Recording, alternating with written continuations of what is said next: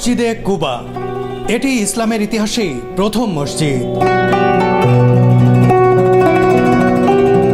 এই মসজিদে 2 রাকাত নামাজ আদায় করলে একটা ওমরার সমান সওয়াব পাওয়া যায়।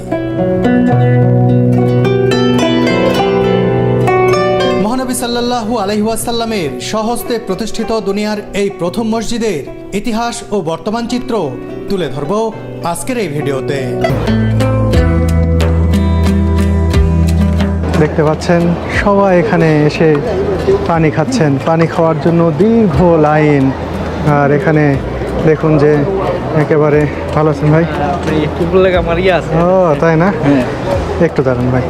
এই যে দেখুন এখানে ওয়ান টাইম গ্লাস অনেক রাখা রয়েছে, আর এখান থেকে নিয়ে নিয়ে সবাই খাচ্ছেন। এটি কোনো সাধারণ পানি নয়, জমজম কূপের পানি।